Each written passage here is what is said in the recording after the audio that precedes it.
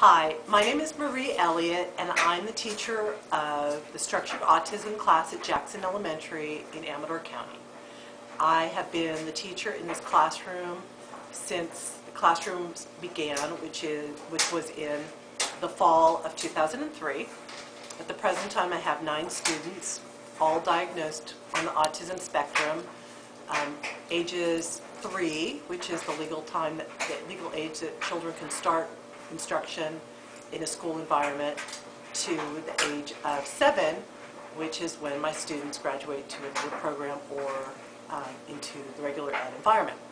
I thought I would show you a little bit about my classroom today and what it looks like, and I'd also describe my education for you. I have a master's degree in special education. I have a clear California credential and a special education credential. I also have my autism certificate through the UC Davis education program in cooperation with the UC Davis Mind Institute. So my classroom utilizes something called TEACH. TEACH is a program out of North Carolina, and if you look at my classroom setting, you can see that my classroom is separated into little separate areas, each area delineating the activity. This is what you're seeing right now is a teacher work area, an independent work area where children actually complete independent work skills. The goal of TEACH is for the structure of the classroom as well as visual supports to helps the students to understand what's required of them, and also to help decrease behaviors.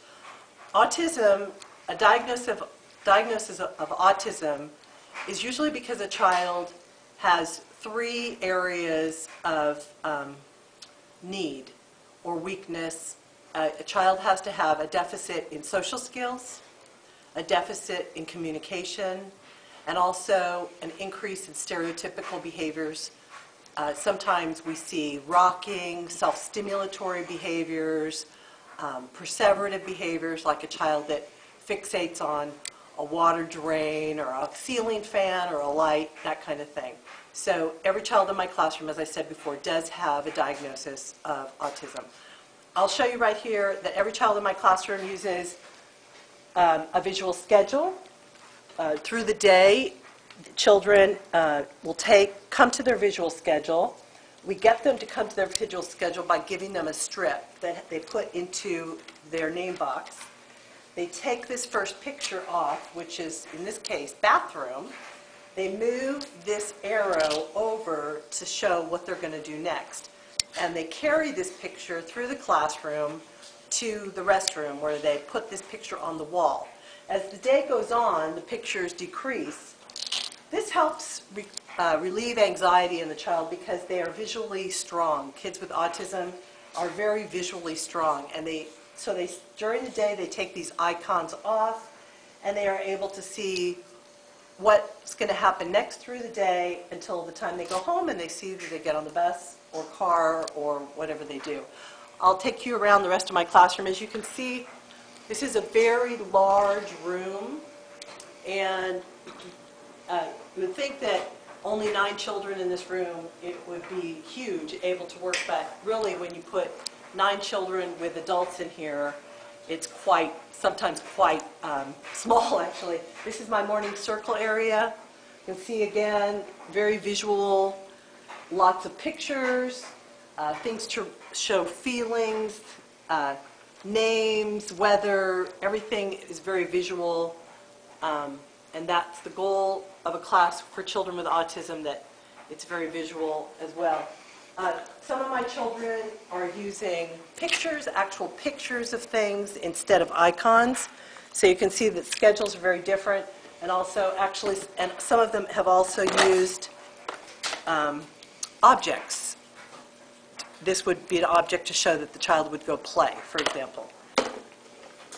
Along with a child's schedule, which helps them transition, every child in my classroom uses a communication book, because remember that I said that children with autism also have difficulty communicating. This is an example of a PECS book, which stands for Picture Exchange Communication System. PECS is actually a research-based program that uses ABA, Applied Behavior Analysis, to assist children in communicating, where they would take this picture off and hand that picture to an adult, therefore requesting what they want, in this case, chips. So every child has a PECS book, and as you can see, again, the pictures are different according to the child's needs. Every child in this classroom has an IEP, which stands for Individual Education Plan. So depending on what the child is like, their communication book or their visual schedule is different. You can see this is a child that has some motor problems, and his communication icons are actually a picture of the Pringles can, and it's on the back of a jewelry box so that he can easily grab those pictures off, whereas having an icon like this or a picture like this would be much more difficult for this particular student.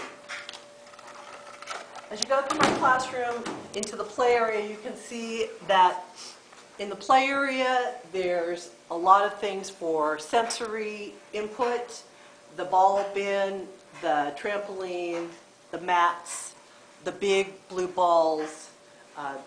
Children with autism also have trouble with sensory integration, difficulty integrating what's going on in their system, their central nervous system, into what we perceive we are supposed to be doing in our world. We do a lot of sensory input throughout the day, as well, not only playing in this play area, but we also do a lot of swinging, we do a lot of brushing and hugging and giving lots of deep pressure input, tactile input, and vestibular input to help the child's behaviors. Our goal for every child in our classroom, obviously, is that they would be able to learn in this environment, and we want our students to be happy. So we work really, really hard to try to decrease the stereotypical behavior so we can increase their ability to learn in this class setting. And I'll just leave you with the rest of my classroom. You can see that this is a big open area. We do art. This is where we have our snack, and so I just leave you and just thank you for visiting my classroom today, and I hope that I've given you some information that will help you understand autism a little bit better. Again, bye-bye.